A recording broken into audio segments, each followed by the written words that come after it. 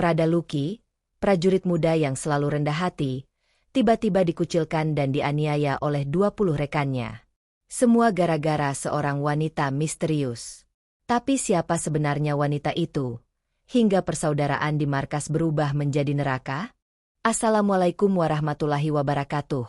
Sebelum lanjut ke videonya, silakan tekan tombol like dan subscribe channel Story Kehidupan. Serta tonton sampai akhir agar tidak ketinggalan cerita menarik lainnya. Selamat menyaksikan. Suasana pagi di markas batalion itu selalu sama. Udara dingin menyelimuti, aroma tanah basah bercampur dengan bau khas seragam yang baru dicuci. Dari kejauhan terdengar bunyi teriakan komandan jaga yang memberi aba-aba. Prajurit berbaris rapi, menegakkan tubuh mereka seakan tidak pernah mengenal lelah. Di antara puluhan prajurit muda yang berbaris, ada satu sosok yang cukup menonjol. Bukan karena tubuhnya lebih besar atau suaranya lebih lantang, melainkan karena sikapnya yang berbeda. Dialah Prada Lucky, seorang prajurit muda yang dikenal oleh banyak orang sebagai sosok sederhana, sopan, dan rendah hati. "Siap, Komandan." Suaranya terdengar mantap ketika namanya dipanggil saat apel. Tidak ada nada ragu, tidak ada kesan malas. Setiap perintah ia jalani dengan penuh tanggung jawab. Meski usianya masih muda, Lucky sudah menanamkan dalam dirinya bahwa kehormatan seorang prajurit ada pada sikap dan kesetiaan. Ia tidak pernah berbicara kasar pada senior, selalu menghargai rekan, dan rela membantu siapa saja tanpa pamrih. Banyak senior yang diam-diam menaruh rasa simpati padanya. Mereka tahu Lucky berbeda. Bukan hanya sekadar prajurit yang patuh, tetapi juga pribadi yang penuh empati. Jika ada rekan yang sakit, Lucky yang pertama kali datang menjenguk. Jika ada yang kesulitan menghafal materi latihan, Lucky dengan sabar mengajarkan. Namun, meski disenangi sebagian, ada juga yang merasa keberadaan Lucky seperti ancaman. Sosoknya yang tenang dan penuh wibawa tanpa disadari membuat beberapa prajurit lain merasa kalah pamor. Hari itu, setelah apel pagi selesai, para prajurit bubar menuju barak masing-masing. Beberapa bercanda sambil melempar tawa, sebagian lainnya bergegas menuju kantin. Lucky memilih berjalan pelan ke arah baraknya. Ia baru saja menyelesaikan jadwal jaga malam, tubuhnya masih sedikit lelah, namun senyumnya tetap tersungging. Di dalam barak, suasana riuh. Seorang prajurit bernama Prada Yuda, yang dikenal cerewet, memanggil Lucky. "Ki, kau tidak ikut ke kantin?" Katanya hari ini menunya istimewa. Lucky tersenyum sambil menaruh topinya di atas ranjang. "Biar saja, Deha. Aku masih kenyang. Lagi pula aku ingin istirahat sebentar." Yuda mendengus kecil. "Kau ini aneh. Semua orang berebut makan enak, kau malah menolak. Jangan-jangan kau lagi menabung buat sesuatu, ya?" Lucky hanya tertawa kecil tanpa menjawab. Dia memang punya kebiasaan menyisihkan uang makannya. Bukan untuk hal besar, hanya sekadar menabung agar suatu saat bisa membantu ibunya di kampung. Malamnya, setelah semua kegiatan latihan selesai, markas menjadi lebih tenang. Di luar, suara jangkrik menemani keheningan. Lucky duduk di tepi ranjang, membersihkan sepatunya dengan hati-hati. Ada satu hal yang selalu ia lakukan sebelum tidur. Menulis di buku kecil. Catatan itu bukan tentang strategi militer atau tugas, melainkan tentang hal-hal sederhana yang ia alami setiap hari. Bagi Lucky, menulis adalah cara untuk menjaga kewarasan di tengah kerasnya kehidupan barak. "Semoga besok lebih baik dari hari ini," gumamnya pelan setelah menutup buku kecil itu. Hari-hari berlalu dengan rutinitas yang sama. Apel pagi, latihan fisik, latihan baris berbaris, hingga patroli. Lucky menjalaninya dengan penuh semangat, meski terkadang tubuhnya lelah. Ia selalu percaya, pengabdian bukan sekadar soal menjalankan perintah, tetapi soal menjaga nama baik diri dan kesatuan. Namun, tanpa ia sadari, kehidupan tenang yang ia nikmati di markas itu perlahan akan berubah. Sebuah peristiwa akan datang, menguji kesabarannya, merusak keharmonisan yang selama ini ia jaga. Pada suatu sore, Lucky sedang duduk di bawah pohon besar dekat lapangan tembak. Matanya menatap kosong ke arah langit, menikmati hembusan angin yang membawa aroma dedaunan. Tiba-tiba, ia mendengar suara lembut memanggil. "Permisi, apakah ini markas batalion infanteri?" Lucky menoleh. Seorang wanita berdiri tak jauh dari tempatnya duduk. Rambut panjangnya terurai rapi, wajahnya teduh, namun tatapannya menyimpan sesuatu yang sulit ditebak. Lucky sempat terdiam, tidak terbiasa melihat sosok wanita di area yang didominasi oleh prajurit laki-laki. "Iya, benar. Ada yang bisa saya bantu?" tanyanya sopan sambil berdiri. Wanita itu tersenyum tipis. "Terima kasih. Saya sedang mencari seseorang, tapi mungkin saya salah waktu datang ke sini." Lucky mengangguk pelan. "Kalau boleh tahu, siapa yang sedang Anda cari?" Wanita itu tampak ragu sejenak sebelum akhirnya menjawab. "Nanti saja saya jelaskan. Maaf sudah mengganggu." Ia lalu melangkah pergi dengan langkah ringan, meninggalkan Lucky yang masih berdiri kebingungan. Sejak pertemuan singkat itu, ada sesuatu yang berubah di dalam hati Lucky. Ia tidak tahu siapa wanita itu, mengapa datang ke markas, dan apa maksud dari tatapan matanya yang seolah menyimpan rahasia. Namun ia yakin, pertemuan tadi bukan kebetulan. Malam itu, Lucky terbaring di ranjangnya, tetapi matanya sulit terpejam. Bayangan wajah wanita itu terus hadir di kepalanya. Ada perasaan aneh yang ia sendiri tidak bisa jelaskan. Siapa sebenarnya dia? Batinnya bertanya-tanya. Lucky tidak menyadari bahwa jawaban dari pertanyaan itu akan menjadi awal dari badai besar yang mengubah hidupnya di markas. Hidup yang selama ini tenang, perlahan akan diselimuti kecemburuan, fitnah, hingga pengkhianatan.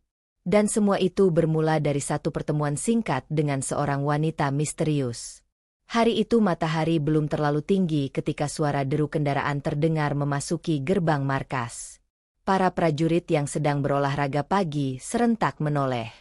Sebuah mobil berwarna gelap berhenti tidak jauh dari lapangan. Dari dalam mobil itu, keluar sosok yang tak asing bagi Lucky. Wanita yang kemarin ditemuinya di dekat lapangan tembak, kini berdiri tegak dengan pakaian sederhana namun tetap memancarkan aura berbeda. Bisik-bisik segera terdengar di antara prajurit. "Siapa dia? Cantik juga. Mungkin keluarga salah satu perwira." Entahlah, tapi aneh sekali ada wanita di sini. Lucky yang sedang ikut berlari bersama rekannya, Yuda, spontan menghentikan langkah. Matanya terarah pada wanita itu.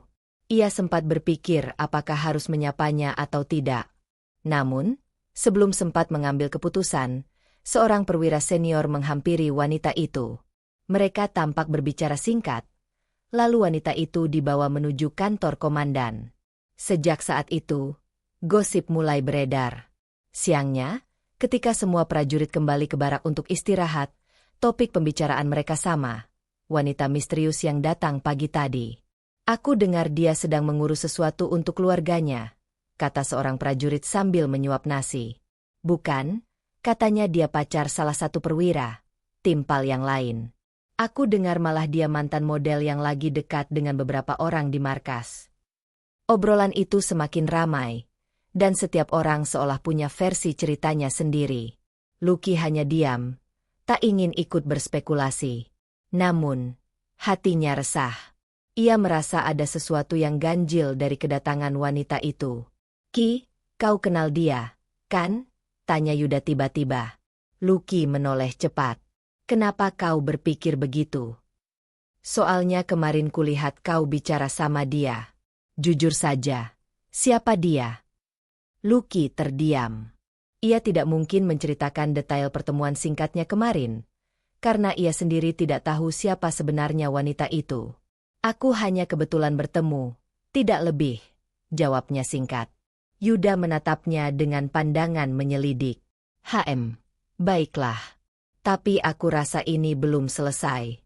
Kau lihat saja, nanti dia pasti muncul lagi." Prediksi Yuda benar. Beberapa hari kemudian, wanita itu kembali datang ke markas. Kali ini ia mengenakan pakaian rapi dengan map tebal di tangannya. Kehadirannya langsung menarik perhatian banyak orang. Lucky yang sedang membersihkan senjata di gudang diam-diam mengamati dari jauh. Wanita itu berjalan melewati beberapa prajurit, dan untuk sesaat pandangan mereka bertemu. Lucky cepat-cepat menunduk, berpura-pura sibuk dengan pekerjaannya. Namun, hatinya berdetak lebih cepat. Tak lama kemudian, Yuda datang tergopoh. "Ki, kau lihat kan? Dia datang lagi." Ada yang bilang namanya Ayunda. "Benarkah?" tanya Lucky pelan. "Iya, Ayunda. Cantik, misterius, dan entah kenapa semua orang membicarakannya." Nama itu menancap di benak Lucky. Ayunda. Nama yang pernah ia kenal jauh di masa lalu, sebelum ia menjadi prajurit. Ia tidak yakin apakah ini orang yang sama, tapi ada sesuatu dalam cara wanita itu menatapnya kemarin yang membuat hatinya bergetar. Hari berganti. Kehadiran Ayunda semakin sering terlihat di markas. Ia kadang datang hanya sebentar, kadang berlama-lama di kantor komandan. Setiap kali ia muncul, suasana markas berubah. Para prajurit yang biasanya bercanda dengan lepas kini jadi lebih hati-hati. Bahkan ada yang saling sikut demi mendapat perhatian. Bagi Lucky, setiap kedatangan Ayunda adalah ujian. Ia berusaha menjaga jarak, tidak ingin menimbulkan gosip. Namun, tanpa ia sadari, rekan-rekannya mulai memperhatikan gerak-geriknya. Suatu sore, ketika latihan fisik selesai, Lucky berjalan sendirian menuju barak. Tiba-tiba Ayunda muncul dari arah berlawanan. Mereka berpapasan tepat di jalan setapak yang sepi. "Prada Lucky." Suara Ayunda terdengar lirih, namun cukup jelas. Lucky terhenti. Ia menatapnya dengan tatapan penuh tanya. "Anda mengenal saya?" Ayunda tersenyum samar. "Tentu saja. Dunia ini sempit, bukan?" Sebelum Lucky sempat bertanya lebih jauh, Ayunda sudah berlalu. Hanya sepintas, hanya beberapa kata, tapi cukup membuat pikiran Lucky berkecamuk sepanjang malam. Keesokan harinya, gosip semakin liar. "Kau dengar?" katanya si Ayunda itu sering memperhatikan Lucky. "Ah, masa? Jangan-jangan mereka memang ada hubungan. Kalau benar, wajar saja beberapa orang jadi cemburu." Bisik-bisik itu sampai ke telinga prajurit lain yang tidak terlalu suka pada Lucky. Mereka mulai melirik dengan tatapan sinis. Ada rasa iri, ada rasa tidak senang, seolah Lucky telah mendapatkan sesuatu yang seharusnya jadi milik mereka. Lucky sendiri memilih diam. Ia tidak pernah merasa punya hubungan istimewa dengan Ayunda. Pertemuan mereka hanya sebatas sapaan singkat, meski jauh di lubuk hatinya ada keraguan yang sulit ditepis. Malam itu, ketika semua orang sudah terlelap, Lucky duduk di ranjangnya sambil menatap buku catatan kecilnya. Tangannya sempat ingin menulis sesuatu tentang Ayunda, tetapi ia urungkan. Ia takut perasaannya sendiri justru membuatnya goyah. Namun satu hal yang pasti, Lucky mulai merasakan ada yang berubah. Kehadiran Ayunda tidak hanya membawa tanya, tetapi juga memicu kegelisahan di dalam markas. Hubungan antar prajurit yang tadinya hangat kini mulai terkotori oleh rasa iri dan curiga. Dan Lucky, tanpa ia sadari, telah menjadi pusat perhatian dari badai yang sebentar lagi akan meledak. Hari-hari berikutnya di markas terasa berbeda. Ada sesuatu yang tidak lagi sama. Kehadiran Ayunda yang semakin sering datang telah menanamkan rasa aneh di antara para prajurit. Mereka yang sebelumnya hidup rukun, kini mulai terpecah menjadi kelompok-kelompok kecil. Lucky merasakannya dengan jelas. Saat duduk di kantin, ia sering mendengar bisik-bisik lirih. Saat latihan, tatapan sinis dari beberapa rekan kerap tertuju padanya. Meski tidak ada yang berani bicara terang-terangan, Lucky tahu dirinya sedang menjadi bahan omongan. Suatu siang, ketika prajurit selesai latihan baris berbaris, Yuda menghampiri Lucky dengan napas terengah. "Ki, kau dengar apa yang mereka katakan barusan?" Lucky menoleh dengan wajah lelah. "Tentang apa?"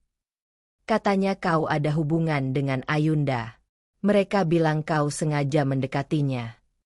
Lucky terdiam sejenak. "Omong kosong apa lagi itu?" Aku bahkan tidak tahu siapa dia sebenarnya. Yuda menepuk bahunya. Aku percaya padamu, Ki. Tapi tidak semua orang berpikir sama. Kau harus hati-hati. Lucky menarik napas panjang. Ia tidak peduli pada gosip. Namun yang membuatnya resah, gosip itu bisa memengaruhi cara rekan-rekannya memperlakukan dirinya. Beberapa hari kemudian, tanda-tanda itu semakin jelas. Saat makan siang bersama di kantin, biasanya Lucky selalu duduk bersebelahan dengan rekan-rekannya. Tapi kali ini, bangku di sekitarnya dibiarkan kosong. Seolah-olah keberadaannya tidak diinginkan. Ia mencoba menahan rasa perih di dadanya. Dengan tenang ia tetap menyuap makanan tanpa menghiraukan tatapan yang menghindar. Namun jauh di lubuk hati, ia merasa seperti terasing di tempat yang seharusnya menjadi rumah keduanya. Malamnya, saat latihan malam selesai, beberapa prajurit terlihat berbisik sambil melirik ke arahnya. Lucky sempat mendengar satu kalimat yang menusuk hatinya. Dia pura-pura polos, padahal licik. Sengaja cari muka di depan wanita itu. Langkah Lucky terhenti sesaat, tetapi ia tidak menoleh. Ia memilih melanjutkan jalan menuju barak. Baginya, meladeni perkataan seperti itu hanya akan memperkeruh suasana. Hari demi hari, rasa cemburu di antara prajurit semakin menebal. Apalagi Ayunda masih sering terlihat datang. Terkadang ia hanya berbicara sebentar dengan komandan, lalu pergi. Namun bagi sebagian prajurit, cukup satu senyuman Ayunda untuk membuat hati mereka mendidih. Suatu sore, tanpa diduga, Ayunda menghampiri Lucky ketika ia sedang membersihkan senjata di gudang. "Prada Lucky, boleh aku bicara sebentar?" Lucky terkejut, namun segera bangkit dan memberi hormat. "Ada apa, Nona?" Ayunda menatapnya lekat-lekat. "Kau masih ingat aku, bukan?" Pertanyaan itu membuat jantung Lucky berdetak kencang. Ia tahu suara itu, tatapan itu.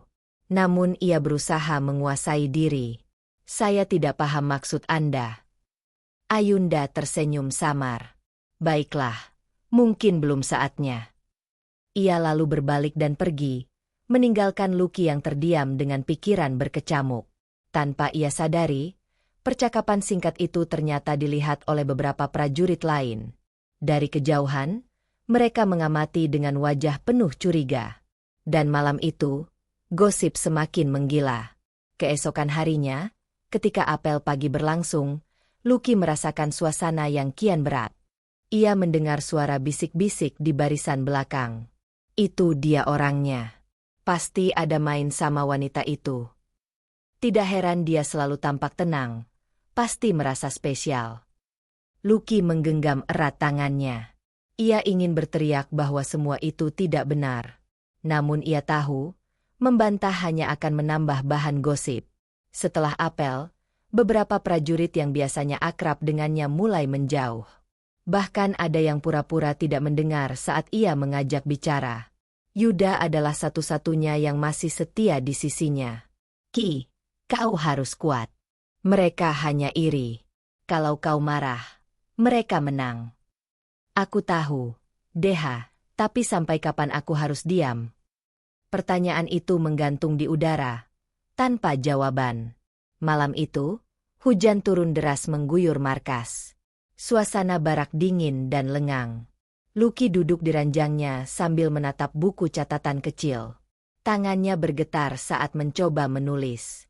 "Hari ini aku merasa benar-benar sendirian. Orang-orang yang dulu menepuk bahuku, kini seolah tidak mengenal. Apa salahku sebenarnya? Hanya karena aku pernah bicara dengan wanita itu? Aku tidak tahu harus berbuat apa. Tapi aku tidak boleh lemah. Aku seorang prajurit. Aku harus kuat, meski hatiku terkoyak." Air matanya hampir jatuh. Namun segera ia hapus dengan punggung tangan. Ia tidak boleh terlihat rapuh. Tidak di hadapan rekan-rekannya. Tidak di hadapan siapapun. Hari-hari berikutnya menjadi ujian berat. Lucky mulai diberi tugas yang lebih berat daripada biasanya. Saat yang lain mendapat giliran patroli ringan, Lucky dikirim ke pos terjauh. Saat yang lain beristirahat, Lucky diperintahkan mengangkut logistik seorang diri. Ia tahu semua itu bukan kebetulan. Ada campur tangan rekan-rekannya yang mulai memperlakukannya dengan tidak adil. Namun Lucky menahan diri. Ia menjalani semua tugas dengan sabar, meski tubuhnya semakin letih. Di tengah rasa sakit dan lelah itu, Lucky masih bisa tersenyum. Baginya, kehormatan seorang prajurit bukan ditentukan oleh perlakuan orang lain, melainkan oleh bagaimana ia menjaga sikap. Namun, ia tidak tahu bahwa badai yang lebih besar sedang menantinya. Kecemburuan itu akan berubah menjadi sesuatu yang jauh lebih berbahaya. Dan benih kebencian yang sudah tertanam di hati rekan-rekannya, sebentar lagi akan tumbuh menjadi duri yang siap melukai. Hari-hari di markas yang dulu terasa penuh canda kini berubah menjadi beban. Prada Lucky tidak lagi disambut dengan senyum ramah atau sapaan hangat. Yang ia temui hanyalah tatapan dingin, bisikan sinis, dan perlakuan yang penuh jarak. Awalnya hanya sebatas pengucilan. Namun, perlahan semua itu berubah menjadi intimidasi nyata. Suatu pagi, ketika Lucky selesai berlari mengelilingi lapangan, ia kembali ke barak dengan tubuh basah oleh keringat. Ia membuka loker untuk mengambil handuk, namun mendapati sesuatu yang mengejutkan. Handuknya hilang, begitu juga sebagian perlengkapan kecilnya. Ia sempat terdiam, lalu menoleh ke arah rekan-rekannya. Beberapa dari mereka tertawa kecil sambil berpura-pura sibuk. Yuda yang duduk di ranjang sebelah langsung berbisik, "Ki, jangan dipikirkan. Aku yakin itu ulah mereka." Lucky menghela napas. "Kenapa harus seperti ini, Deha? Apa salahku sebenarnya?" "Bukan salahmu. Mereka hanya iri." Meski Yuda berusaha menenangkan, Lucky tahu ini bukan hal sepele. Hilangnya barang-barang hanyalah awal dari bentuk intimidasi yang lebih parah. Hari berikutnya, saat jam makan siang, Lucky datang terlambat ke kantin karena mendapat tugas tambahan membersihkan gudang. Ketika ia sampai, nampan makanannya sudah tidak ada. Ia berkeliling mencari, tapi semua meja sudah penuh, dan tidak ada seorang pun yang memberinya tempat. "Sudah habis, Ki," kata seorang prajurit dengan nada mengejek. "Kalau kau mau makan, tunggu saja sisa." Lucky hanya diam. Ia menahan perutnya yang keroncongan, lalu memilih duduk di pojok tanpa makan. Yuda lagi-lagi mendekat, menyerahkan sebagian makanannya. "Ambil punyaku, Ki. Aku tidak terlalu lapar." Lucky menggeleng. "Tidak, Deha, kau juga butuh tenaga. Kalau begitu kita bagi dua." Lucky akhirnya menerima, meski dengan berat hati. Ia tidak ingin terus bergantung pada kebaikan Yuda. Namun, saat itu ia tidak punya pilihan lain. Intimidasi semakin nyata ketika latihan bersama. Pada satu sesi lari estafet, Lucky sengaja diberikan tongkat terakhir. Saat ia berlari kencang mendekati garis akhir, beberapa rekan pura-pura menghalangi jalannya. Akibatnya, ia tersandung dan jatuh keras ke tanah berkerikil. Lututnya berdarah, tangannya lecet. Alih-alih menolong, beberapa prajurit justru tertawa keras. "Wah, pahlawan kita jatuh," seru salah satu sambil bertepuk tangan. Lucky bangkit dengan susah payah.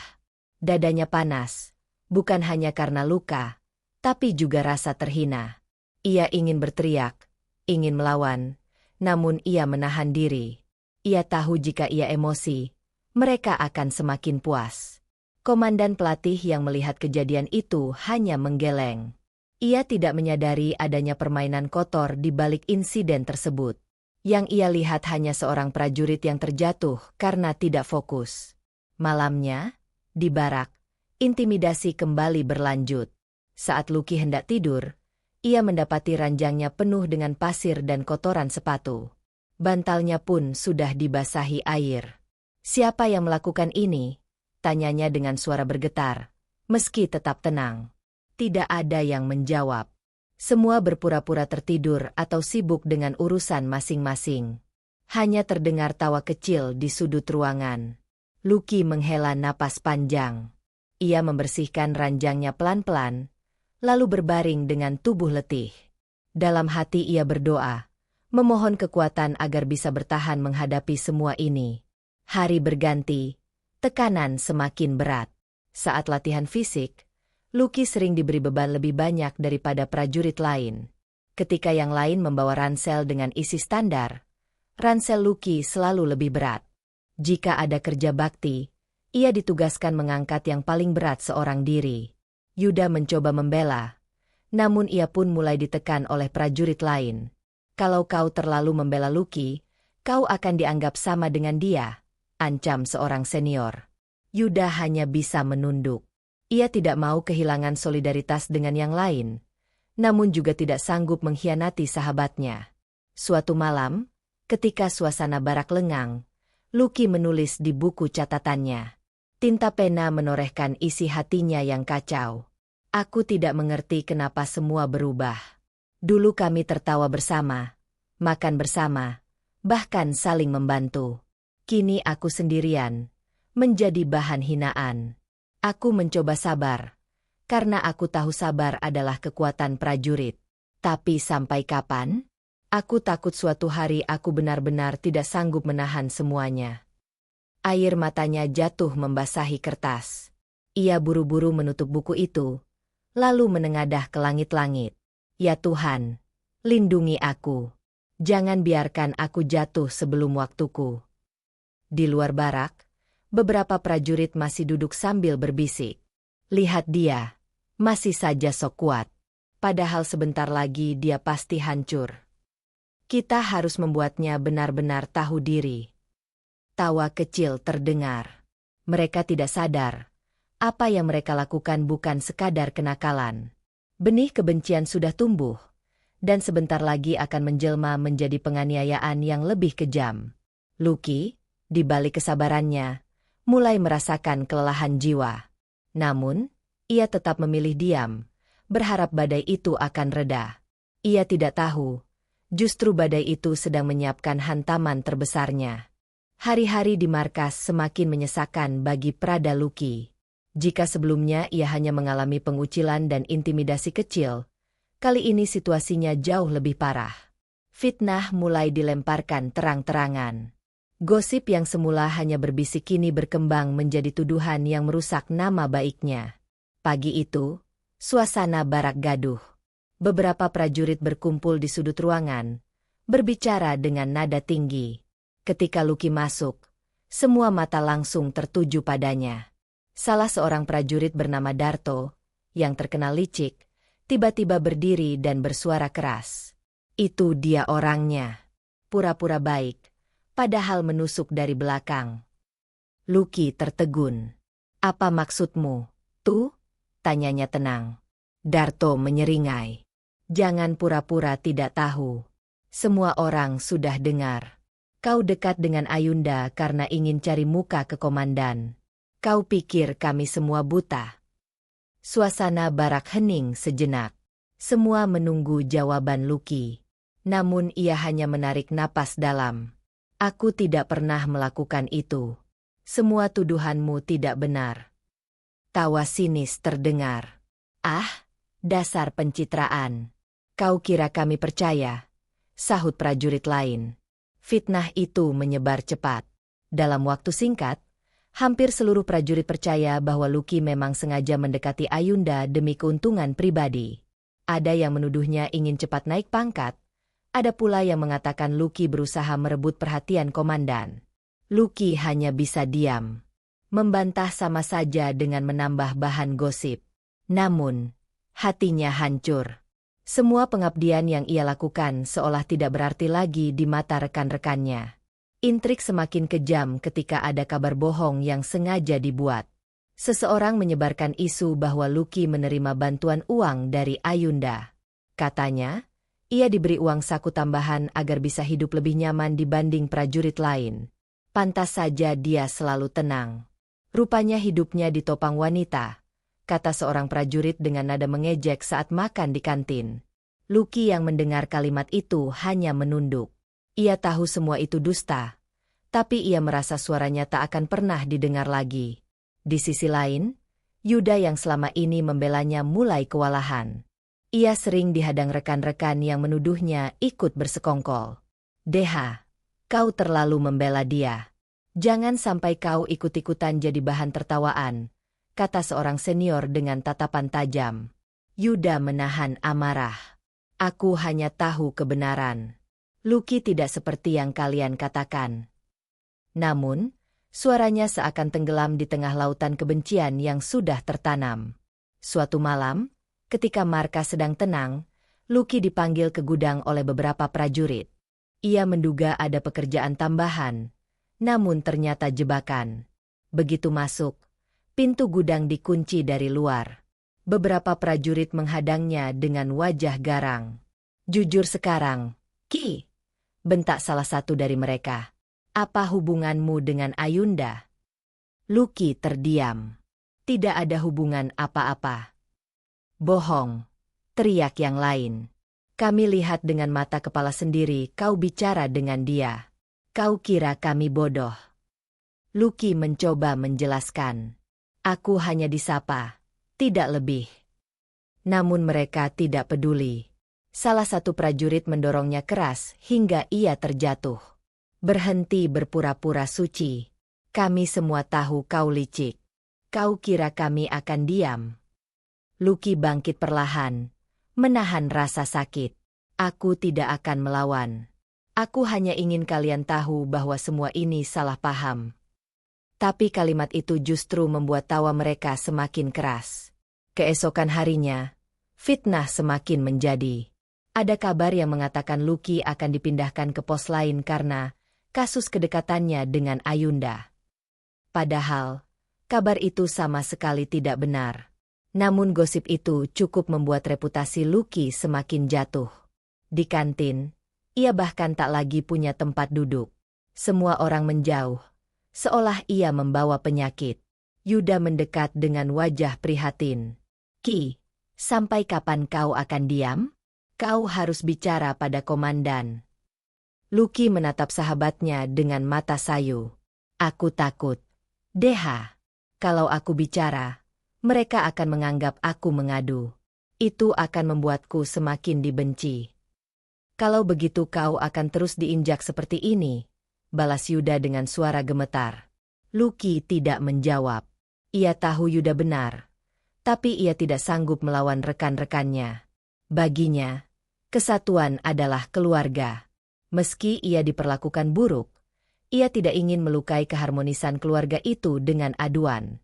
Malamnya, Lucky kembali menulis di buku kecilnya. Aku merasa semakin terpojok. Fitnah itu seperti racun yang merayap masuk ke seluruh tubuh. Aku ingin berteriak, ingin membuktikan bahwa aku tidak bersalah. Tapi suaraku tak pernah didengar. Aku hanya bisa diam, berharap Tuhan melihat dan kelak menegakkan keadilan. Air matanya jatuh lagi, membasahi tinta yang belum kering. Di luar barak, sekelompok prajurit sedang berbisik sambil menatap ke arah jendela kamar Lucky. Kita harus memberi pelajaran padanya. Kalau dibiarkan, dia akan terus merasa istimewa. Betul. Malam minggu nanti, kita buat dia tidak akan pernah berani menatap wajah kita lagi. Tawa kecil mereka terdengar menyeramkan, seperti tanda datangnya badai besar. Lucky, tanpa ia sadari, sedang berada di tepi jurang. Fitnah yang selama ini hanya berupa kata-kata, sebentar lagi akan berubah menjadi kekerasan yang nyata. Malam minggu tiba dengan langit mendung. Di barak, sebagian prajurit berisik menonton televisi, sebagian lagi duduk bercengkrama sambil bercanda. Namun di balik suasana itu, ada rencana gelap yang sudah disusun rapi. Rencana yang ditujukan pada satu orang, Prada Lucky. Sejak sore, bisik-bisik semakin sering terdengar. Beberapa prajurit saling memberi kode lewat tatapan mata. Yuda merasakan ada yang janggal, tetapi ia tidak bisa memastikan apa. Hatinya gelisah, sementara Lucky berusaha menenangkan diri dengan membaca buku kecil di ranjangnya. Ki, bisik Yuda pelan. Aku rasa mereka sedang merencanakan sesuatu. Kau harus waspada malam ini. Lucky menutup buku dan tersenyum tipis. Aku sudah biasa. Deha, mereka hanya ingin menakut-nakuti. Namun Yuda tidak yakin. Ia bisa merasakan hawa permusuhan yang semakin pekat, seperti udara yang berat menjelang badai. Tepat tengah malam, saat sebagian besar prajurit pura-pura tidur, beberapa orang mendekati ranjang Luki. Mereka menepuk bahunya keras. "Ki, bangun!" Ada panggilan di gudang belakang. Luki yang setengah mengantuk membuka mata. "Siapa yang manggil?" "Komandan." Cepat sebelum dia marah. Tanpa curiga, Luki bangkit.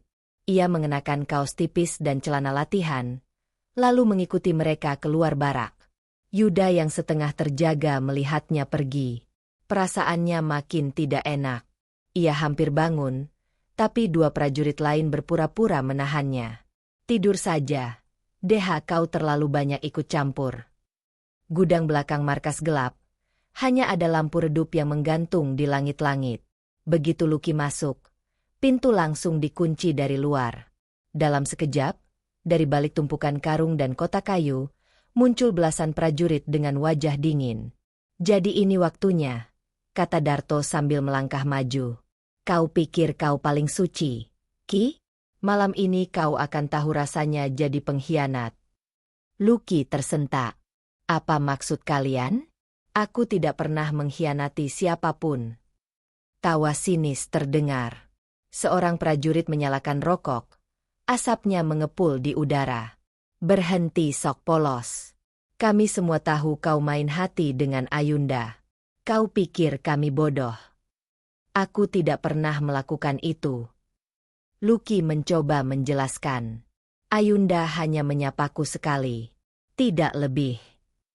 Namun penjelasannya tidak digubris. Prajurit pertama langsung mendorong dadanya. Luki terhuyung. Belum sempat berdiri tegak, pukulan lain mendarat di pipinya. Suara keras itu bergema di ruang gudang. "Dasar penjilat!" bentak seorang prajurit sambil menendang perutnya. Luki terjatuh. Tubuhnya menggeliat menahan sakit. Ia mencoba bangkit, tapi 10 pasang kaki menendangnya dari berbagai arah. Hentakan sepatu bot menghantam punggung, rusuk, bahkan kepalanya. Nafasnya tersengal. Darah mulai keluar dari bibirnya. Namun ia tidak melawan. "Sudah cukup," teriaknya dengan suara serak. "Aku tidak bersalah." Namun justru itu yang membuat mereka semakin beringas. Darto mendekat, mencengkeram kerah kaos Luki. "Kalau kau memang tidak bersalah, kenapa kau jadi bahan gosip? Kenapa semua orang melihatmu dengan wanita itu?" Luki terisak. "Karena kalian salah paham." Belum selesai bicara, tinju keras menghantam pelipisnya. Dunia seketika berputar. Luki jatuh tersungkur ke lantai gudang yang dingin. Beberapa prajurit menahan tangannya, sementara yang lain terus menghujani tubuhnya dengan tendangan. Suara sepatu bot menghantam tubuh terdengar mengerikan, bercampur dengan desahan kesakitan Luki. "Lepaskan, aku mohon." Suaranya hampir hilang. Namun yang terdengar hanya tawa kejam. Di luar gudang, Yuda yang diam-diam mengikuti dari kejauhan mendengar suara gaduh. Ia panik. Tidak mungkin. Mereka benar-benar mengeroyok Luki. Ia mencoba mendobrak pintu, tapi dikunci rapat.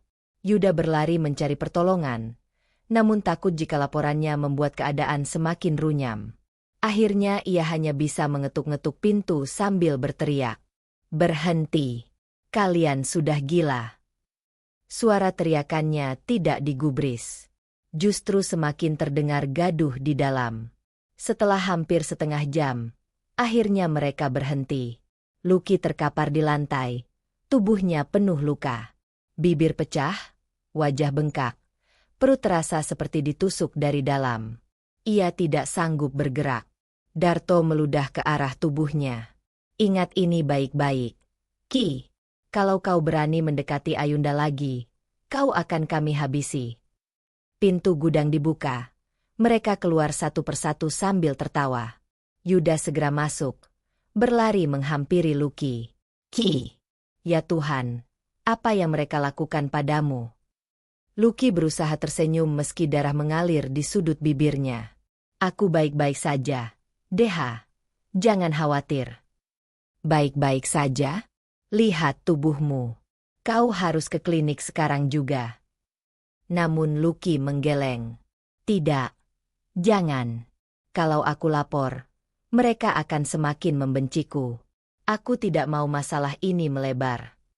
Air mata Yuda jatuh. Ki, sampai kapan kau akan diam? Mereka hampir membunuhmu. Lucky menatap sahabatnya dengan pandangan kabur. Sampai keadilan datang sendiri. Deha, aku percaya, Tuhan tidak tidur. Malam itu, Lucky dirawat seadanya oleh Yuda. Luka-luka memar ditutupi dengan pakaian agar tidak terlihat komandan. Ia berusaha berjalan normal, seakan tidak terjadi apa-apa. Namun rasa sakit di tubuhnya membuat setiap langkah terasa seperti disayat pisau. Di dalam hatinya, ia mulai bertanya-tanya. Sampai kapan ia harus bertahan? Sampai kapan fitnah dan kekerasan ini akan berhenti? Lucky tidak tahu bahwa ini baru permulaan dari penderitaan panjang yang harus ia hadapi. Pagi itu matahari bersinar cerah. Namun bagi Prada Lucky, hari terasa lebih gelap daripada malam. Tubuhnya masih penuh luka setelah penganiayaan semalam. Setiap kali bergerak, rasa sakit menjalar dari dada hingga ke punggung. Bibirnya pecah, wajahnya bengkak di bagian pipi kanan, dan ada lebam besar di perut. Namun, dengan tekad yang dipaksakan, ia tetap bangun lebih awal, mencuci muka, dan berdiri tegap di barisan apel pagi. Ia tahu, jika menunjukkan kelemahan, gosip akan semakin tajam menusuk. Baginya, menjaga kehormatan lebih penting daripada mengeluh. Ketika komandan masuk, seluruh prajurit bersikap tegap. Lucky ikut berdiri, meski napasnya terasa sesak. Yuda yang berdiri di sebelahnya mencuri pandang dengan cemas. Ia bisa melihat tubuh sahabatnya gemetar, tapi Lucky menahan diri agar tetap terlihat kuat. Komandan menatap barisan prajurit. Saya harap tidak ada masalah di antara kalian. Ingat, kita adalah keluarga. Jangan sampai ada yang terpecah karena hal-hal sepele.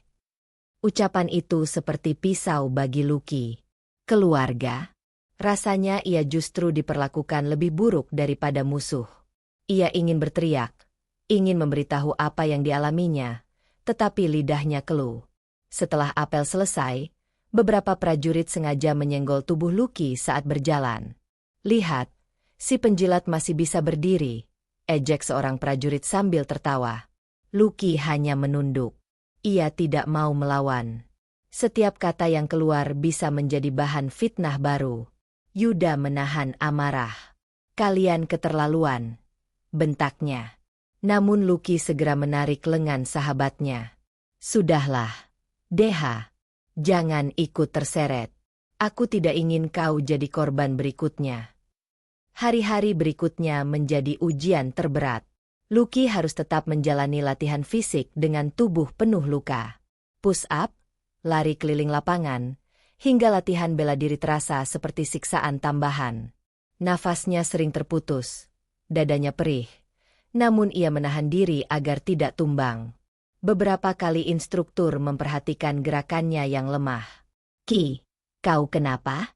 Sakit? Lucky hanya tersenyum. Tidak, Pak. Saya baik-baik saja. Jawaban itu meyakinkan sebagian orang, namun bagi Yuda, ia tahu sahabatnya sedang hancur. Setiap malam, Yuda melihat Lucky menggigil menahan sakit, bahkan sulit tidur. Luka lebam di tubuhnya semakin parah, tapi ia menolak dibawa ke klinik. Suatu malam, Lucky duduk di tepi ranjang sambil menatap buku kecilnya. Ia menulis dengan tangan gemetar. Aku ingin kuat. Tapi aku mulai rapuh. Luka di tubuhku bisa aku sembunyikan, tapi luka di hatiku semakin dalam. Mereka bukan lagi saudara seperjuangan, melainkan algojo yang menunggu waktu untuk menghabisiku. Namun aku tidak boleh menyerah. Aku masih punya mimpi menjadi prajurit yang mengabdi dengan tulus. Aku harus bertahan, meski sendirian. Air mata jatuh, membasahi halaman. Lucky buru-buru menghapusnya. Takut terlihat Yuda yang sedang berbaring. Besoknya, keadaan semakin rumit. Kabar palsu baru beredar. Ada yang mengatakan bahwa Lucky mencoba mencari simpati komandan dengan berpura-pura sakit. Lihat saja wajahnya. Pura-pura lemah padahal sehat. Semua itu trik untuk cari perhatian, sindir salah satu prajurit. Lucky menggertakkan gigi, menahan amarah. Ia ingin melawan, tapi tahu tidak ada gunanya. Yuda akhirnya tak tahan. Ia mendekati Lucky di sela waktu istirahat. "Ki, aku tidak bisa lagi melihatmu seperti ini. Kau harus bicara pada komandan. Laporkan mereka." Lucky menggeleng pelan. "Deha, kalau aku lapor, semua orang akan bilang aku pengadu. Itu hanya akan membuatku lebih sendirian. Aku tidak ingin kau juga terjebak dalam kebencian mereka. Jadi kau memilih diam, meski mereka hampir membunuhmu." Suara Yuda meninggi. Lucky menatap sahabatnya dengan mata sayu. "Ya, karena diam adalah satu-satunya cara aku bisa bertahan." Namun, diam bukan berarti aman. Malam berikutnya, kembali terdengar bisikan-bisikan gelap. Beberapa prajurit masih belum puas. Mereka menganggap penganiayaan kemarin belum cukup memberi pelajaran. "Kita harus buat dia kapok. Kalau tidak, dia akan tetap sok suci," kata Darto dengan nada dingin. Yang lain menimpali. "Setuju. Kita cari cara yang lebih keras. Jangan sampai dia masih bisa tersenyum." Mereka merencanakan sesuatu yang lebih kejam, sementara Lucky yang tidak tahu apa-apa hanya berusaha melewati hari dengan sisa tenaganya. Malam itu, Yuda kembali melihat sahabatnya kesakitan. Ia menghampiri, duduk di samping ranjangnya. "Ki, aku tahu kau kuat. Tapi tidak ada salahnya meminta pertolongan. Jangan menanggung semua sendiri." Lucky tersenyum pahit. "Kalau aku minta tolong, itu artinya aku kalah. Dan aku tidak ingin kalah. Deha, biarpun tubuhku hancur, hatiku harus tetap tegak." Yuda terdiam, matanya berkaca-kaca. Ia ingin menolong, tapi tak tahu bagaimana caranya. Lucky berbaring, menatap langit-langit barak yang redup. Tubuhnya perih, tapi yang lebih sakit adalah hatinya. Ia merasa seperti tahanan di rumahnya sendiri, terjebak dalam lingkaran kebencian yang diciptakan oleh orang-orang yang seharusnya menjadi saudara seperjuangan. Namun jauh di dalam dirinya, ada secercah keyakinan yang masih menyala, bahwa kebenaran pada akhirnya akan terungkap, dan ia harus tetap hidup sampai hari itu datang. Malam kian larut. Suara jangkrik terdengar sayup dari luar. Lucky menutup mata, berusaha tidur, meski bayangan tendangan, pukulan, dan ejekan masih menghantui pikirannya. Ia tidak tahu bahwa badai yang lebih besar sudah menunggunya. Malam itu udara terasa pengap. Hujan rintik-rintik baru saja reda, meninggalkan aroma tanah basah di sekitar markas. Di dalam barak, sebagian prajurit mulai beristirahat. Namun, bisikan-bisikan gelap kembali terdengar di sudut ruangan. Ada rencana yang lebih kejam daripada sebelumnya. Darto, dengan wajah dingin, berbisik pada rekan-rekannya. "Malam ini, kita habisi dia. Biar tahu rasanya bermain-main dengan harga diri prajurit lain." Beberapa prajurit tampak ragu. "Tapi kalau sampai ketahuan komandan?" "Komandan tidak akan tahu. Kita akan buat seolah-olah dia jatuh saat latihan. Lagi pula, siapa yang peduli pada Lucky? Semua orang sudah muak dengannya." Mereka mengangguk. Amarah dan iri hati telah menutup hati nurani. Lucky, yang tidak menyadari rencana itu, sedang duduk sendiri di ranjangnya. Tubuhnya masih penuh luka, namun pikirannya lebih kacau. Ia merasa semakin terasing, seperti hidup dalam penjara yang dikelilingi oleh wajah-wajah benci. Yuda menghampiri dengan wajah muram. "Ki, aku dengar mereka berencana sesuatu malam ini. Aku khawatir." Lucky menatap sahabatnya. Senyum tipis muncul di bibirnya yang pecah. "Deha, aku sudah lelah takut. Kalau mereka ingin melukaiku lagi, biarlah. Aku hanya bisa bertahan." Tidak, Ki. Kau tidak boleh menyerah begitu saja. Kau harus melawan, setidaknya untuk dirimu sendiri. Namun Lucky hanya diam. Dalam hatinya, ada campuran pasrah dan kepasrahan yang nyaris membunuh semangatnya. Tengah malam, rencana itu dimulai. Lucky dipanggil keluar oleh 2 prajurit dengan alasan ada barang yang harus dipindahkan ke gudang. Ia sempat curiga, tapi tak kuasa menolak. Sebagai prajurit, perintah adalah kewajiban. Begitu sampai di gudang, ia kembali terjebak. Lebih dari 10 prajurit sudah menunggu dengan wajah penuh kebencian. Pintu ditutup rapat. Udara di dalam terasa semakin mencekik. "Selamat datang, Ki," ucap Darto dengan nada mengejek. "Kau pikir kami sudah puas kemarin? Belum. Malam ini, kami akan membuatmu menyesal pernah menginjak markas ini." Lucky menelan ludah. "Kenapa kalian terus menyiksaku? Apa salahku sebenarnya?" "Jangan pura-pura tidak tahu," bentak seorang prajurit sambil mendekat. "Kau sudah merebut apa yang bukan milikmu." "Aku tidak pernah merebut siapapun," suara Lucky parau. Namun kalimat itu hanya menyulut amarah. Pukulan pertama mendarat di perut. Lucky terhuyung, lalu disusul tendangan keras ke punggung yang membuatnya jatuh tersungkur. Belum sempat bangkit, pukulan demi pukulan menghantam wajahnya. Suara tawa bercampur teriakan memenuhi ruangan. Mereka mengeroyok Lucky tanpa ampun. Ada yang menendang, ada yang memukul dengan gagang sapu, bahkan ada yang menekan kepalanya ke lantai. "Rasakan ini, si penjilat murahan." Lucky mencoba menahan dengan tangan, tapi jumlah mereka terlalu banyak. Tubuhnya seperti karung pasir yang dihajar tanpa henti. Darah mulai mengucur dari hidung dan mulutnya. Yuda yang diam-diam mengikuti dari jauh akhirnya mendengar keributan itu. Ia berlari menuju gudang. Jantungnya berdegup kencang. "Berhenti! Kalian sudah gila!" teriaknya sambil mendobrak pintu. Namun begitu masuk, ia langsung didorong keluar dan ditahan oleh 2 prajurit lain. "Jangan ikut campur, Deha. Kalau tidak, kau yang berikutnya." Yuda berontak, tapi tenaganya kalah. Ia hanya bisa berteriak dari luar, "Ki, bertahanlah." Di dalam, Lucky semakin tak berdaya. Matanya mulai buram, tubuhnya gemetar. Namun di tengah rasa sakit, ada bara kecil yang menyala. Bukan amarah kepada mereka, tapi rasa kecewa yang begitu dalam. Mengapa saudara seperjuangan tega melakukan ini? Bukankah kita seharusnya saling menjaga? Satu tendangan terakhir menghantam rusuknya. Lucky terbatuk. Darah segar keluar dari mulutnya. Tubuhnya limbung. Hampir tak sadarkan diri. Darto berjongkok di depannya. "Ingat ini, Ki. Kau tidak lebih dari sampah.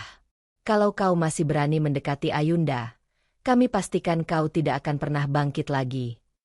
Lucky menatapnya dengan mata merah, setengah tertutup. Dengan sisa tenaga, ia berbisik, "Aku tidak pernah bersalah." Ucapan itu membuat beberapa prajurit terdiam sesaat. Namun kebencian telah menutup hati mereka. Darto berdiri, meludah ke lantai, lalu memberi kode untuk berhenti. Mereka meninggalkan gudang, membiarkan Lucky tergeletak tak berdaya di lantai dingin. Tubuhnya penuh luka dan darah. Setelah mereka pergi, Yuda berhasil masuk. Ia terkejut melihat sahabatnya hampir tak bernyawa. "Ki, bangun. Ki, jangan tinggalkan aku." Dengan susah payah, Lucky membuka mata. Senyum samar muncul di wajahnya yang bengkak. "Aku masih hidup, Deha," bisiknya lemah. Yuda menitikkan air mata. "Kita harus ke klinik sekarang juga. Kau bisa mati kalau dibiarkan." Namun Lucky kembali menggeleng pelan. "Tidak. Jangan. Kalau komandan tahu, mereka akan bilang aku pengadu. Biarlah aku menanggung ini sendiri." "Ki, kau bodoh. Ini sudah terlalu jauh." Yuda menjerit. Lucky hanya terdiam. Air matanya jatuh tanpa suara. Bukan karena sakit fisik, melainkan karena pengkhianatan orang-orang yang ia anggap saudara. Malam itu, Yuda merawat sahabatnya sekuat tenaga. Ia membersihkan darah, membalut luka seadanya, dan duduk di sampingnya hingga pagi. Di hati Yuda, amarah membara. Ia tidak bisa lagi diam. Ia tahu, jika ini terus dibiarkan, Lucky bisa kehilangan nyawanya. Namun Lucky, meski tubuhnya hancur, masih berusaha tersenyum. "Deha, jangan benci mereka. Aku percaya, suatu hari kebenaran akan terungkap." Kata-kata itu justru membuat hati Yuda semakin hancur. Bagaimana mungkin seseorang yang disiksa sedemikian rupa masih bisa memaafkan? Pagi menjelang. Di luar, kehidupan markas berjalan seperti biasa. Namun bagi Lucky, hari itu menandai luka yang paling dalam. Luka yang tidak hanya melukai tubuh, tetapi juga jiwa. Ia tidak tahu sampai kapan bisa bertahan. Tapi satu hal pasti, keheningan yang ia pilih membuatnya semakin terjebak dalam penderitaan. Dan badai sesungguhnya belum selesai. Hari-hari setelah penganiayaan kedua berjalan seperti neraka bagi Prada Lucky. Tubuhnya penuh luka memar yang belum pulih. Perutnya sering terasa nyeri. Bahkan untuk bernapas pun harus ditahan-tahan. Namun di hadapan komandan dan instruktur, ia tetap berusaha berdiri tegap. Bagi orang lain, ia terlihat hanya sedikit lelah. Padahal, di balik seragamnya yang lusuh, setiap helai otot tubuhnya berteriak kesakitan. Yuda terus mendesak agar ia bicara. Namun Lucky tetap memilih diam. Ia takut jika pengakuannya akan menjadi bahan ejekan baru. "Deha," ucapnya lirih suatu malam, "aku hanya ingin menyelesaikan tugasku di sini. Kalau aku bertahan sampai akhir, mungkin mereka akan berhenti." Yuda menatap sahabatnya dengan getir. "Ki, mereka tidak akan pernah berhenti. Justru kalau kau terus diam, mereka akan semakin beringas. Kau harus membuka mulut. Setidaknya, katakan siapa sebenarnya Ayunda bagimu." Kalimat itu membuat Lucky terdiam lama. Matanya berkaca-kaca. Namun ia menunduk, enggan menjawab. Kebenaran itu akhirnya terungkap bukan melalui mulut Lucky, melainkan dari seseorang yang tak diduga. Suatu siang, Ayunda datang kembali ke markas dengan membawa beberapa berkas untuk komandan. Kehadirannya lagi-lagi menjadi pusat perhatian. Para prajurit berbisik-bisik, sebagian dengan tatapan kagum, sebagian dengan tatapan penuh curiga. Namun kali ini berbeda. Salah seorang prajurit senior yang sudah lama mengenal Ayunda mendekat. "Ayunda, sudah lama tidak bertemu. Kau masih ingat aku, bukan?" katanya ramah. Ayunda tersenyum sopan. "Tentu, Bang. Lama sekali tidak ketemu." Mereka berbincang sebentar, hingga tanpa sengaja topik jatuh pada masa lalu. "Kau sekarang sering ke markas ya? Kupikir hubunganmu dengan anak prajurit itu sudah selesai." Ayunda terdiam. Wajahnya berubah. "Maksud Bang siapa?" "Ya, si Lucky itu. Aku dengar dulu kalian pernah dekat. Waktu sebelum dia masuk TNI. Kata-kata itu bagai petir di siang bolong. Beberapa prajurit yang mendengar langsung terperangah. Mereka segera menyebarkan kabar itu ke seluruh barak. Tak butuh waktu lama. Gosip berubah jadi ledakan. Benar kan? Jadi Ayunda itu mantan pacarnya Lucky. Pantas saja dia sok akrab. Pantas saja dia selalu jadi bahan pembicaraan. Berarti selama ini dia memang munafik, berpura-pura tidak kenal padahal mereka punya masa lalu. Bisikan berubah jadi hujatan. Prajurit-prajurit yang dulu menganiaya Lucky merasa dibodohi. Rasa cemburu mereka semakin menjadi-jadi. Sore itu, Lucky dipanggil ke lapangan kecil di belakang barak. Ia sudah menduga ada masalah, tapi tidak bisa menolak. Begitu sampai, puluhan pasang mata menatapnya dengan amarah. Darto maju, suaranya bergetar penuh emosi. "Jadi benar, Ki? Ayunda itu mantanmu?" Lucky terdiam. Dadanya sesak, bukan karena luka fisik, melainkan karena rahasia yang selama ini ia sembunyikan akhirnya terbongkar. Aku tidak pernah berniat menyembunyikan, katanya lirih. Aku hanya tidak ingin masa lalu merusak persaudaraan kita. Omong kosong, bentak seorang prajurit lain. Kau mempermainkan kami semua. Kau biarkan kami menganggapmu penjilat, padahal kau memang punya hubungan dengan dia. Lucky menggeleng lemah. Hubungan itu sudah lama berakhir. Bahkan sebelum aku masuk TNI. Tidak ada lagi apa-apa antara aku dan Ayunda. Namun kata-katanya tidak mampu meredakan amarah. Tiba-tiba salah satu prajurit melempar botol kosong ke arahnya. Botol itu jatuh mengenai bahunya, membuat tubuh Lucky terhuyung. Dasar pengkhianat. Kau mempermalukan kami semua. Kalau begitu, pantas kau dihukum lebih berat lagi. Suasana menjadi kacau. Yuda yang ikut hadir berusaha menahan. Cukup. Kalian semua sudah kelewatan. Namun teriakan Yuda tenggelam di tengah gemuruh kemarahan. Lucky menatap rekan-rekannya dengan pandangan kosong. Air mata mengalir, bukan karena takut, melainkan karena rasa kecewa yang tak terbendung. Kalau kalian mau menyakitiku, lakukanlah. Tapi berhentilah menyeret nama Ayunda. Dia tidak bersalah. Semua salah ada padaku, karena aku tidak pernah berani berkata jujur sejak awal. Suara itu membuat sebagian prajurit terdiam sejenak. Namun bagi yang hatinya sudah tertutup amarah, kata-kata Lucky hanya terdengar seperti alasan. Darto maju lagi, menatapnya dengan mata merah menyala. Tidak ada alasan. Kau harus bayar semua ini. Ki, kau akan menanggung akibatnya. Malam itu, suasana markas semakin mencekam. Yuda tidak bisa tidur. Hanya duduk di samping ranjang Lucky yang kembali memar akibat keributan sore tadi. Ki, ucapnya dengan suara bergetar. Aku takut suatu hari mereka benar-benar akan membunuhmu. Lucky menatap langit-langit dengan mata sayu. Kalau itu memang takdirku, biarlah terjadi. Aku hanya berharap kebenaran akhirnya bisa mereka lihat, meski mungkin saat itu aku sudah tidak ada. Yuda menggenggam tangannya erat. Air mata jatuh. Aku tidak akan membiarkan itu terjadi. Kalau perlu, aku yang akan bicara pada komandan. Namun Lucky hanya tersenyum pahit. Jangan, Deha. Aku tidak ingin kau ikut terseret. Aku sudah cukup jadi korban. Rahasia yang selama ini terkubur kini telah terbuka. Dan justru karena itulah, bara kebencian semakin membesar. Prajurit-prajurit yang merasa dikhianati kini berniat menghukum Lucky lebih keras lagi. Bagi mereka, ini bukan sekadar soal wanita, tetapi soal harga diri. Lucky hanya bisa menatap kosong. Ia tahu badai terakhir akan segera datang. Pagi itu, langit markas tampak muram.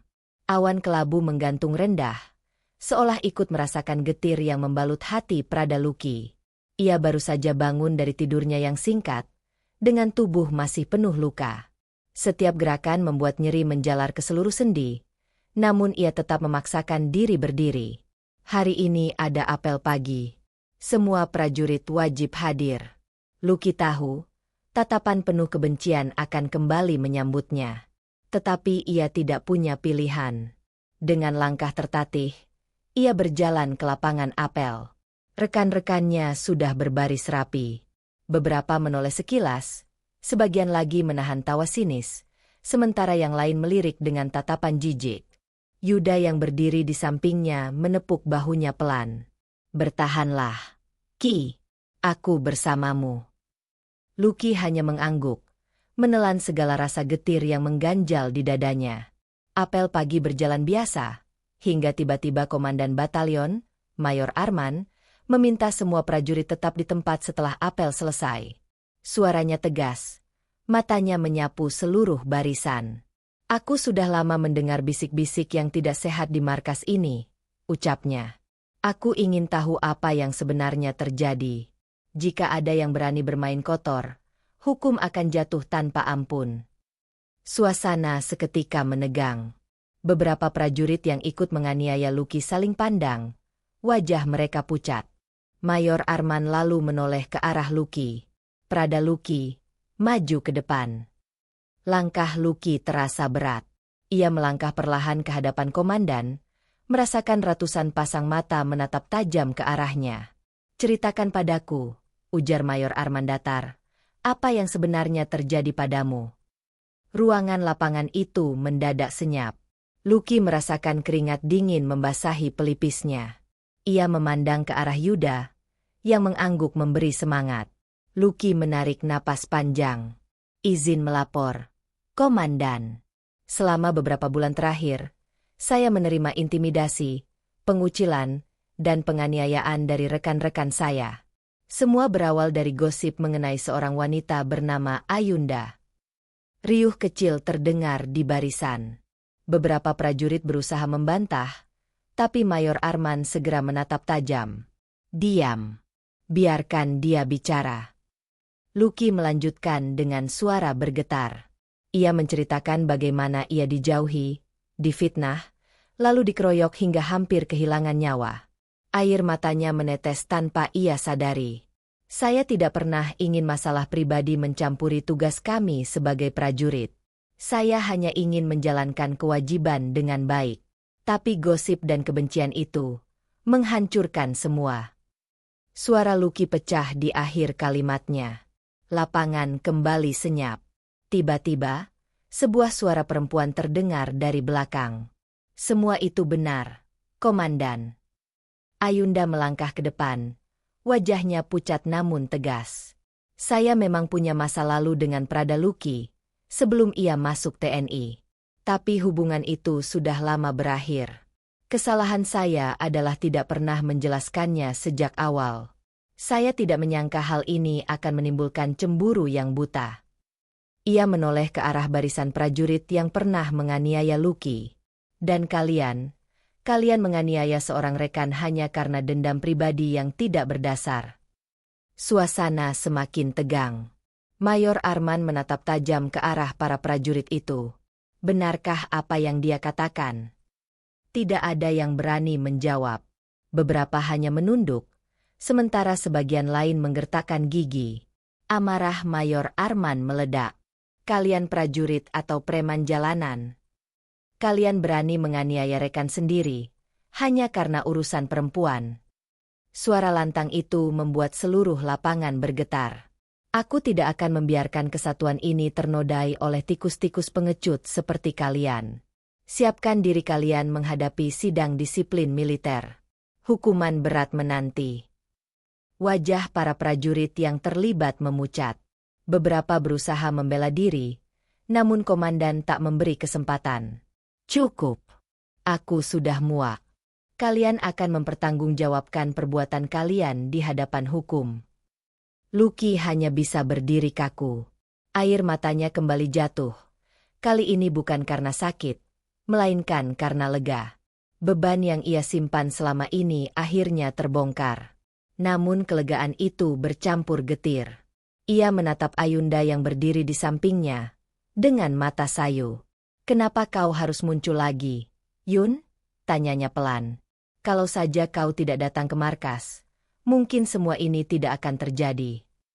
Ayunda menunduk, suaranya lirih. "Aku hanya ingin memastikan kau baik-baik saja, Ki. Aku tidak pernah bermaksud menghancurkanmu." Lucky tersenyum pahit. Tapi nyatanya, semuanya hancur. Malam itu, setelah semua prajurit bubar, Lucky duduk sendirian di tepi lapangan kosong. Angin malam berhembus dingin, membawa serta kenangan pahit yang sulit ia buang. Yuda menghampiri, duduk di sampingnya. "Kau sudah bebas, Ki." Kebenaran akhirnya terungkap. Mereka akan dihukum. Kau tidak perlu takut lagi. Lucky menghela napas panjang. "Aku lega, Deha, tapi aku juga lelah. Rasanya aku sudah tidak sanggup lagi berada di sini." "Jangan bilang kau ingin keluar dari TNI," tanya Yuda cemas.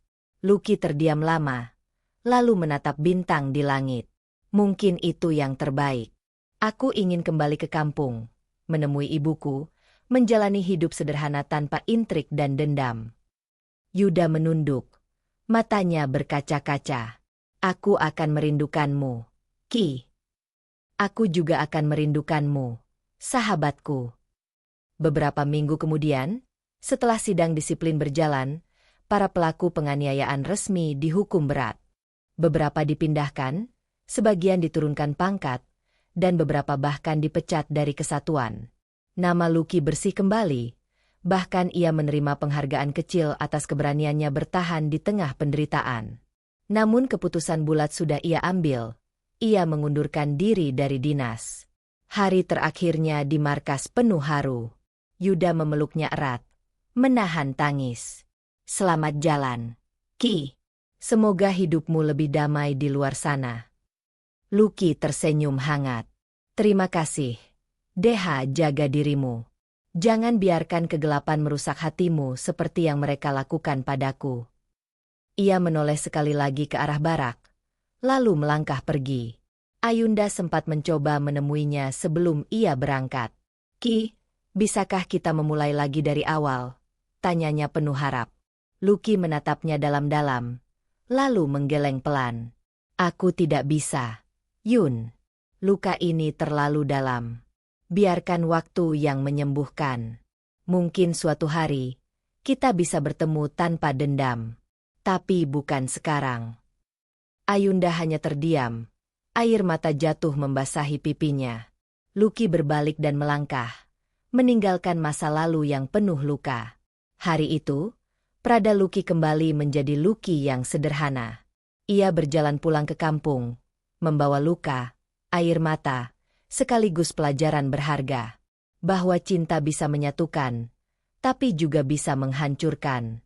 Bahwa kecemburuan bisa menggerakkan hati, tapi juga bisa membutakan nurani. Dan bahwa kebenaran, meski menyakitkan, tetaplah harga paling mahal yang harus dibayar.